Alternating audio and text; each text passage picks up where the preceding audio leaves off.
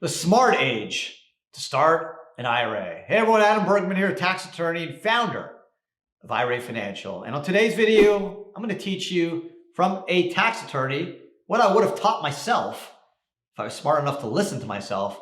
When is the smartest and best time to start an IRA? And here's the answer. The earlier, the better. Why? Because it's based off mathematics. IRA investing is based off the simple concept of deferral. The more time and the more contributions you make, the greater amount of money you're going to have, assuming you can generate a fair rate of return. Why? Because you have longer amounts of time to generate income and gains that are not subject to income tax. That's what tax deferral means. It means your money is going to grow faster when it's not subject to tax. So here's some examples. I'm going to play around and I'm going to tell you some examples and I'm going to show you and demonstrate and illustrate why starting young is the key. But there's three really important steps to know to become a millionaire IRA investor. And here they are.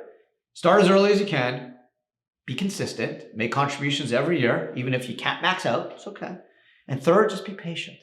Trust the process. So let's do some numbers. Let's say you're 19 years old and you're going to put away $1,500 a year till the age of 70, assuming an 8% rate of return, which is far lower than what the S&P 500 has generated over the last 100 years, which is over 10%. And let's say your tax rate's 25%. Okay. If you did that at age 70, you'd have $931,000. Okay. And if you did it in a Roth IRA, tax-free. If you did it in a personal account, subject to 25% each year, you'd have approximately $463,000. So you'd lose pretty much half your value. Now, let's say you started instead of 19, 24 and did the $1,500 from 24 to 70. Assuming the same rate of return, you would have $627,000. If you did in a taxable account, subject to 25% tax rate, you would have only $339,000. Now, let's say at age 28, instead of $1,500, you were able to put away $4,500 a year from 28 to 70, meaning you consistently put in $4,500 a year from age 28 to 70 and got an 8% rate of return. You would have $1.369 million.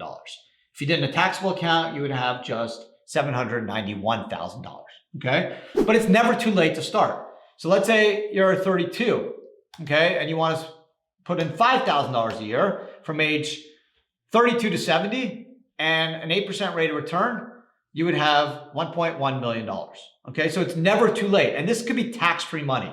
You can create a legacy for you, your family, your children to have all tax-free. So long as you're 59 and a half, Roth's been open 5 years, you can pull this money out tax-free.